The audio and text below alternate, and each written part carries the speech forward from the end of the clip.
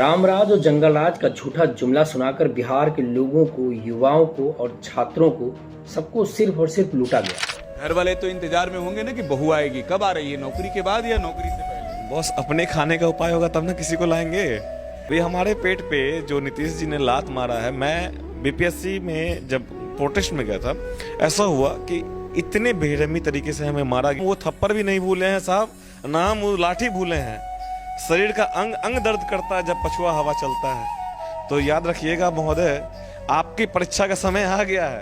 जिस जंगलराज में उच्च जातियों के सामंतवादी लोग दलित और पिछड़ों को मार रहे थे, उनका हक और अधिकार लूट रहे थे, वो सामंतवादी लालू के सामाजिक न्याय की सरकार को जंगलराज कहते हैं। ये जो महागठबंधन है वो जंगल राज की ओर जा रहा है, बिहार को जंगल राज की ओर ले जाना चाहता है। कैसे साल 1977 से चारा चोरी बिहार में चल रहा था और 1990 से 1993 के बीच लालू प्रसाद यादव के शासनकाल में चारा चोरी पर आधिकारिक जांच शुरू हुआ।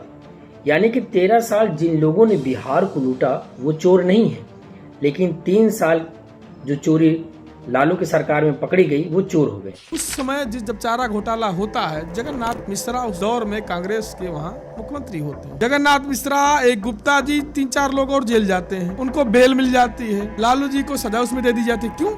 यही नहीं, पिछले 20 सालों से बीजेपी और नीतीश की सरकार ने बिहार में खरबों का लूट मचा रखा है। अभी हाल ही में 71,000 करोड़ का घोटाला हुआ जो सीएजी की रिपोर्ट में जाहिर हुआ। विधानसभा में पेश की गई थी सीएजी रिपोर्ट। इस रिपोर्ट में बिहार सरकार पर कई सवाल उठे। रिपोर्ट में 49,649 करोड़ के खर्च का हिसाब नहीं दिया गया। सीएजी ने गड़बड़ी की आशंका जताई। और 62,000 से ज्यादा विद्युत विभाग में चोरी हुआ, जिसकी जानकारी उन्हीं के मंत्री ने दिया।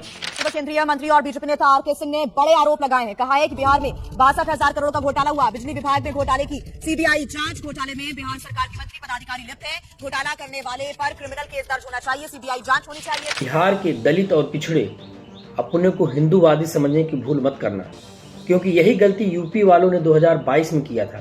तभी तो यहाँ के बाबा ने उनका आरक्षण ही खा लिया। यूपी में 69,000 शिक्षकों की भर्ती मामले में हाईकोर्ट का बड़ा फैसला आ गया है। हाईकोर्ट ने शिक्षक भर्ती की मेरिट लिस्ट रद्द कर दी है। हाईकोर्ट ने आदेश दिया कि 3 महीने में नई मेरिट लिस्ट शिक्षा आरक्षण नियमों का पालन करते हुए बनाई जाए। कर्पूरी ठाकुर की उस जमीन को, जिसमें कर्पूरी ठाकुर ने दलित पिछड़ों को जब आरक्षण दिया, तो उसका भी विरोध इन्हीं बीजेपी वालों ने किया था और आज अपने निजी स्वार्थ के लिए उनका गुणगान करते हैं। ये लोग कर्पूरी जी को बेच करके वोट लेने वाले हैं, लालू यादव और नीतीश कुमार। बाकी बिहार के लोगों को ये सोचने और समझने की जरूरत है कि बिहार में कौन उनके हित के लिए काम करता है।